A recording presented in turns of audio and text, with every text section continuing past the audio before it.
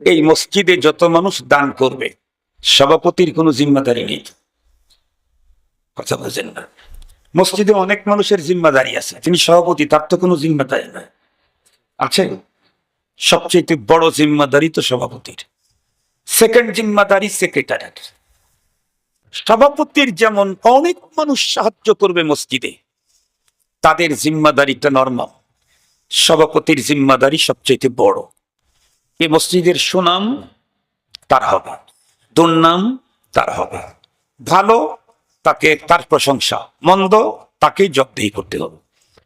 আল্লাহ পাক বলেন, মুমিনকে সাহায্য করা আমার জিম্মাদারি, আর রব যদি কাউকে সাহায্য করে দুনিয়ার সব মিলেও তাকে পরাস্ত করার কোনো, কথা বলেন, উপায় পৃথিবীতে কোনোদিন ঘটে নাই, আজকের পৃথিবীতেও ঘটছে না, কিয়ামত পর্যন্ত কোনোদিন ঘটতেই পারে না।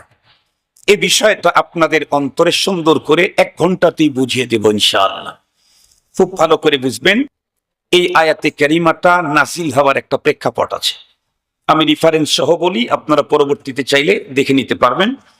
বর্তমান পৃথিবীর বড় আলেম, বর্তমান পৃথিবীর বড় আলেম, বাংলাদেশের বড় আলেম বলি না, বর্তমান পৃথিবীর বড় আলেম আল্লামা মুফতি তকি ওসমানী, পাকিস্তানের সাবেক চিফ জাস্টিস, উনি সংক্ষিপ্ত একটা তাফসির লিখেছেন, বাংলাদেশে বাংলাতে এটা অনুবাদ হয়েছে, তাওজিহুল কোরআন।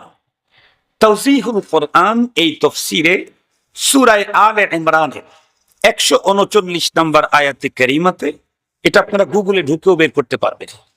139 নম্বর আয়াতে কারিমার তাফসির খুলে দেখেন, এই আয়াতটা আল্লাহ পাক কখন নাজিল করলেন তার প্রেক্ষাপট লিখেছেন। আমরা প্রত্যেকেই জানি, আমাদের বিশ্ব নবীজির চাইতে উন্নত চরিত্রের